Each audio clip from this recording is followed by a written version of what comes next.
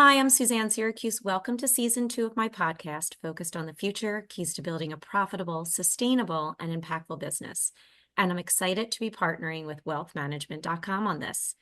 This series focuses on what firms need to embrace to ensure their growth and success for the future. And you'll hear from industry leaders and advisors on what is working for them. I have a great lineup of guests in store, and today I'm talking with Sibyl Slade. Sibyl is the founder and president of IntegriVest Wealth Advisors, an independent financial services firm. She lends her 30 years of banking and finance experience to provide personalized, comprehensive financial planning and advisory services to executives, small business owners, and professionals. Just recently, she was recognized as the 2024 Investment News Award recipient for philanthropy and community service. Well, good for you. That's wonderful. Congratulations and welcome, Sibyl. Thank you for being my guest. I'm really looking forward to our conversation today. Thank you, Suzanne. I am so excited about this opportunity as well, and looking forward to the journey of the conversation that we will have today. So thank you for having me. Absolutely, absolutely. So speaking of journeys, tell us about your journey. I always like to start with this question because I always find it so interesting. More often than not, people did not study to become like financial planners or investment advisors. So what's your journey in becoming a financial planner, and how, and now firm owner, and how did you come to this great role? Wow, it was a journey. Can you believe 3 decades? If I kind of look back to all of it. So I spent 21 years at the Federal Reserve Bank of Atlanta as a regional community development manager, where I worked with financial institutions, nonprofits, local government, just to ensure that underserved markets or geographies or individuals had access to all the products and services that everyone else had access to. So that was primarily my role. And if I fast forward to 2004, one of the things that I quickly noticed is that in Georgia, over 50% of our mortgage loan originations were stated loans, meaning people just said, hey, I made X dollars, and so I want to buy this house, and bills were closed or made. And I knew that many of those were on ARMs, so adjustable rate mortgages. And so when these things would reset within the next 3 years, we were going to have a crisis. And so, sure enough, you know the rest of the story, we had a crisis. And there was a lot of homeowners who lost homes. And I just feel that as a result of going through that experience, helping consumers with trying to mitigate foreclosures, that really we had been doing a disservice in the industry by promoting home ownership as the only viable way to build wealth. Yes, that's one of the ways, but then you have small business, you have investing. So there are so many other things that were on the continuum that people could be doing other than purchasing homes. And so I convinced my then leadership that we should be really focusing on teaching about the other investment opportunities for building wealth. And so partner with the FDIC, which they have this Money Smart curriculum, and it is actually still out. And I was doing the investment piece. But then after the crisis, the Consumer Financial Protection Bureau was stood up and was funded by the TARP dollars. So the Atlanta Fed decided we would no longer do consumer protection. So all the work that I kind of did with the FDIC, with the Money Smart, that just kind of got sold over to the FDIC. My role was restructured, and I didn't want to reapply for anything else inside of the bank. This is financial services, something I knew that I wanted to do once I retire, literally because for those 2 decades, I never really saw the wealth gap close. So I knew I really wanted to come into financial services when I retired. So when the restructure happened, I took my YOLO moment and jumped right into financial services. I was captive for 3 years and quickly decided I needed to go independent because I needed to be able to serve the clients that I need to serve. And I became a bit frustrated with having to talk with compliance about student loan debt. So most of the people that sat across the desk from me had student loan debt. And they want to talk about that first versus investing. So that had to be a part of the conversation. And in the captive firm that I was in, they didn't want me to talk about it. We didn't have products for that. So I knew then I had to I had to shift. And so I went independent and I stayed independent for several years. And then about 2 years ago, I started IntegriVest Wealth Advisors.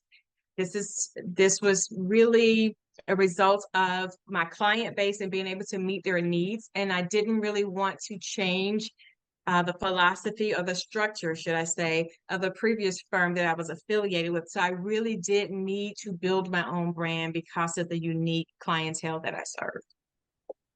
I first of all, I had no idea that that was how you got into this business. And I never know. It's well, most of the time I don't know, and it's fascinating.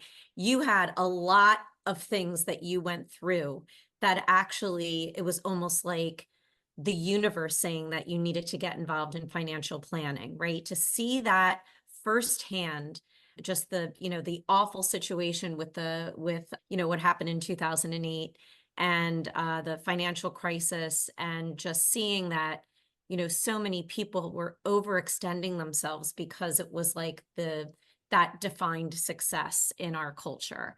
And just I'm so happy that you were able to parlay that really awful experience for most people into something positive. And that's really what I take from your story, as well as really having a genuine interest in helping to close the wealth gap. And we talk about that quite a bit on this podcast, but the fact that you're really putting your firm where your mouth is, right? We're going to explore that as we go on and talk. So again, also congratulations on launching your own financial planning firm about 2 years ago.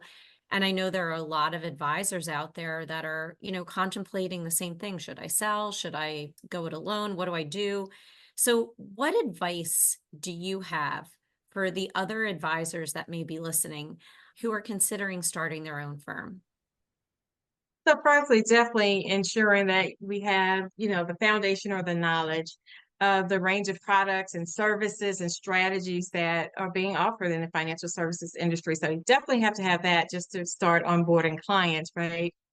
And then if you decide to do a firm, I would say wait until you do have that strong foundation around doing the business before operating a business, because both now, seriously, both of these are very intensive things. So while you're doing all the certifications and the tests and trying to set up a book, now you need to learn how to do a balance sheet for your business, just all the things that, again, it's just too much to try to navigate both of those worlds simultaneously.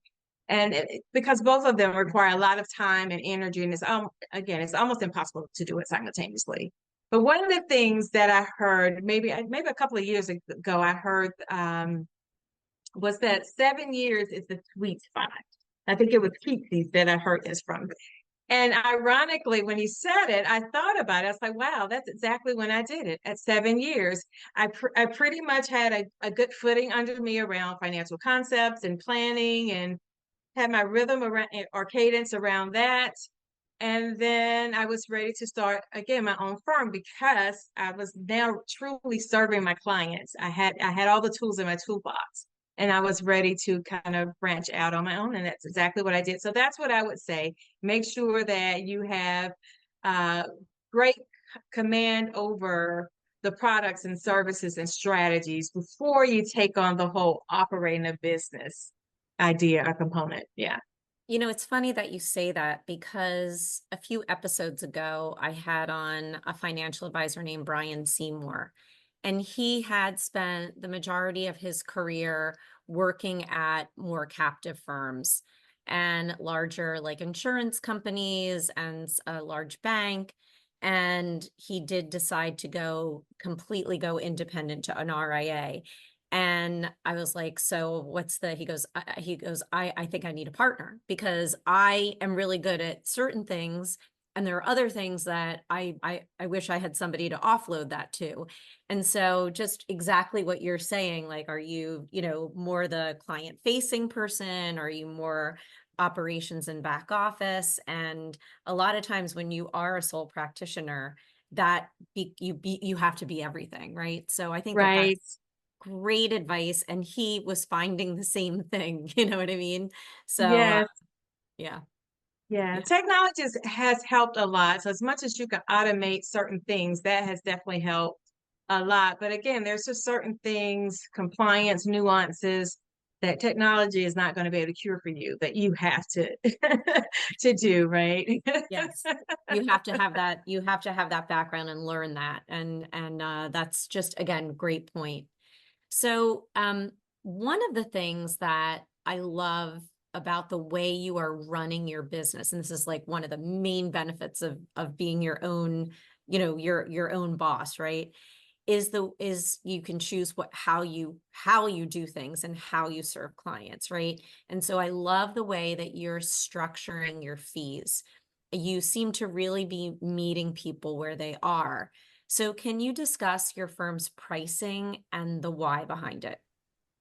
Sure, sure. So definitely there's four ways a client can engage with me. So one obviously is financial planning. So this is usually for that client who may have some assets or maybe their familiar structure requires them to do some more complex financial planning because maybe it's a blended family, et cetera. So those are the ones who are typically interested in my financial planning. And then financial consultant may be a younger person who's the high wage earner, who's not really sure about their financial decisions, but they're ready to get going. And so their situation is not complex enough to dictate them having a plan. So they can hire me as for consulting. Same thing with small business owners who are doing advanced tax saving strategies. They use the consulting piece. And then Mm-hmm. I still do advisory. So for those who want a managed allocation portfolio and wants financial advice on just investments in that portfolio, that's what I do with the advisory. And then I have a la carte. So I have people who, when the mortgage rates were down, do I refi or should I not refi? Can you walk me through this? Can you look at this paperwork with me? I've had people going through divorce and they need to attest to their financials. So they need to do their their budget and actually show real numbers.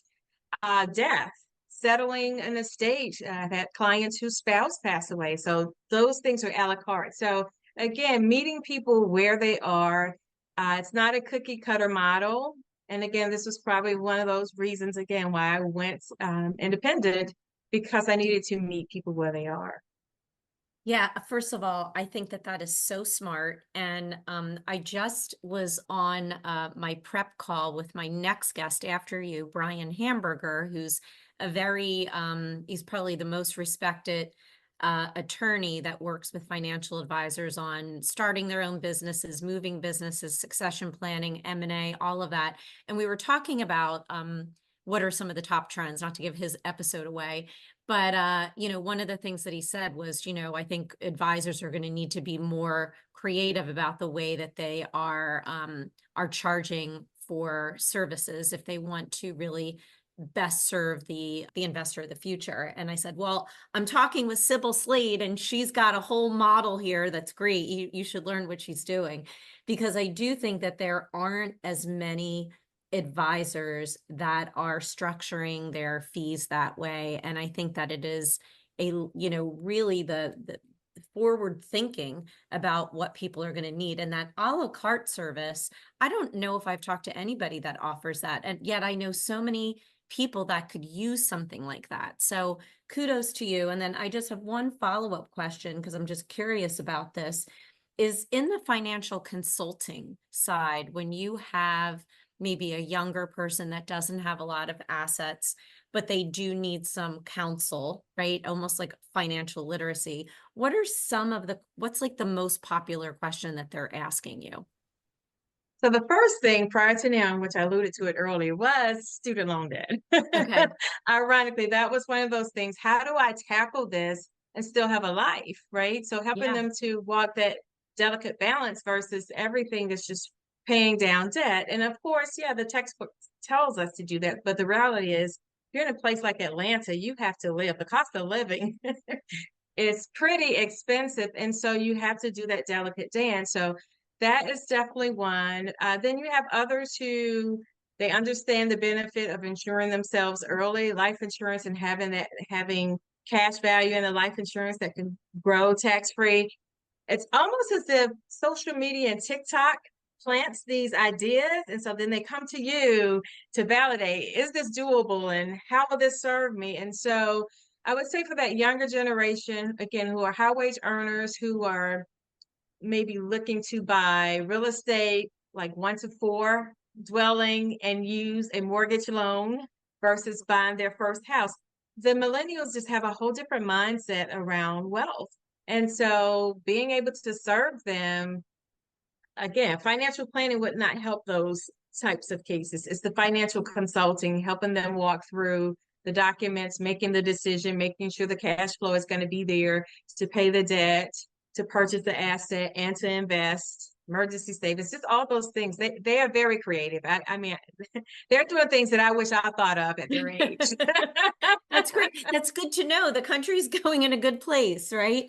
The future, these are their future leaders. So anyway, I think that that is just such a smart way to think about best serving your clients and meeting them where they are. You're really, it's really impressive.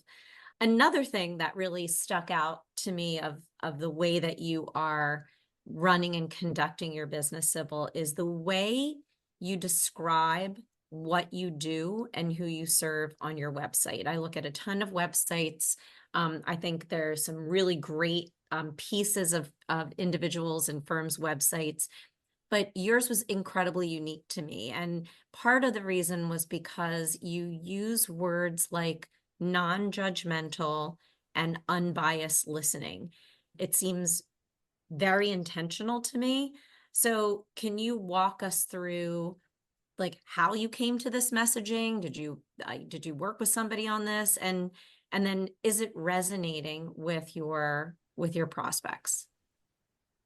So honestly, I came to it because I would say 80%, maybe even as high as 90% of the clients that sit across the desk from me are probably that first generation professional exec or et cetera for their family.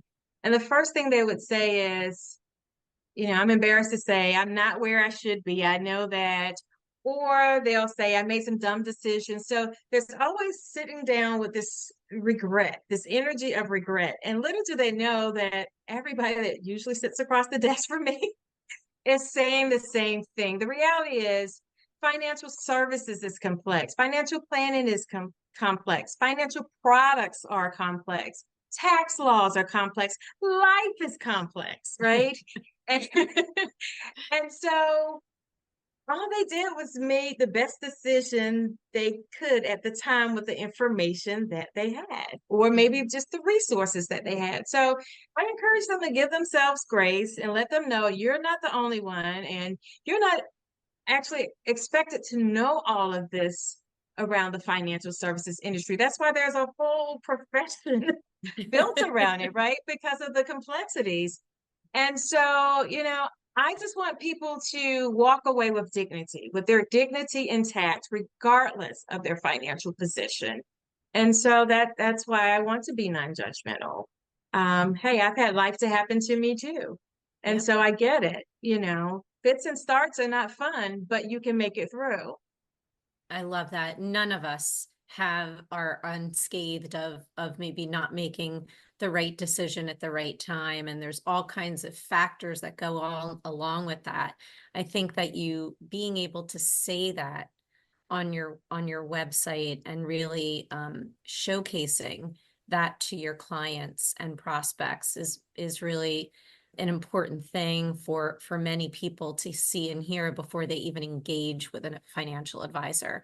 And so do any of your prospects or then clients say the language on your site really made me feel comfortable? Like, has anyone, just commented on that or no? So what's funny is no one has directly said it if I ask that question. But I Mm-hmm. have done surveys in the past, and I'm thinking, oh, I saved them X amount of dollars, or their account. I was looking for that type of fee, or just assume that would be the feedback or the main feedback. The main feedback was I listened. So yes, so yes, people have really uplifted the fact that they liked that I listened. That was the number one thing that came out of the survey. Yeah, that's great. Yeah. So you survey your clients every year, and just to see, how you could, do better or what they were thinking or, what they like about it. I mean, is that what do you do with the results? So I did that early on. I haven't done it recently, but that was to help me to know whether or not I was achieving the goals that I wanted to achieve with the practice. Was I really listening? What were the things that the clients found value in? And listening is the thing that they find value in the most. And I think my listening allows them to be much more honest, which allows me to do a better work with their financial plans. Because if they're withholding information, I'm just making plans off of the information that they share.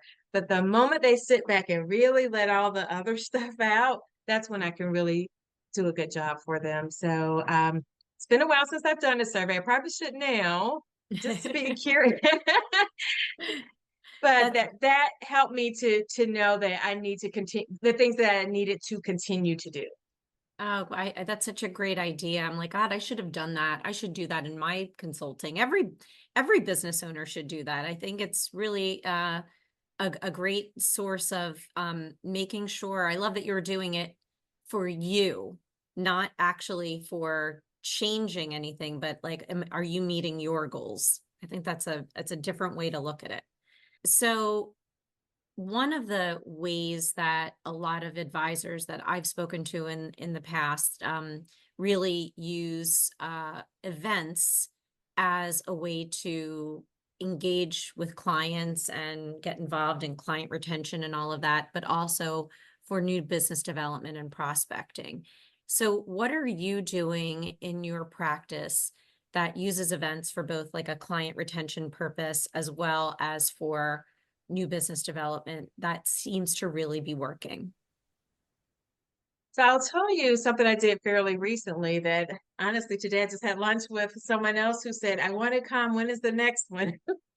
And I Oh, said, oh no, it's going to be an annual event. So I started what I would call an exclusive event called Wine and Wills.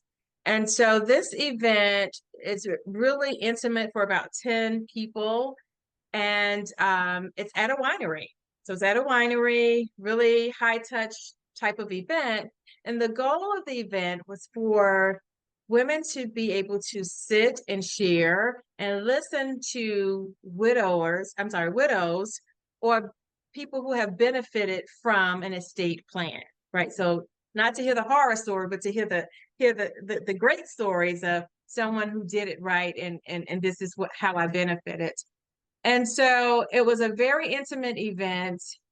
It was a safe space. People began to even talk about their other family stories and who else should come. So I know that this will continue to be probably a highlight for my business. At the end of the day, all of the guests walk away with advanced medical directives. I use the Five Wishes program. You've probably heard of that yep, before. yep. So that's what I kind of walk them through just before dessert and after the dinner and the wine tasting to say, here's a book. These are the things to think about as you complete it. And now you can get it notarized and a couple of witnesses, and it's great in 48 states. So now you've at least started the process if you haven't already.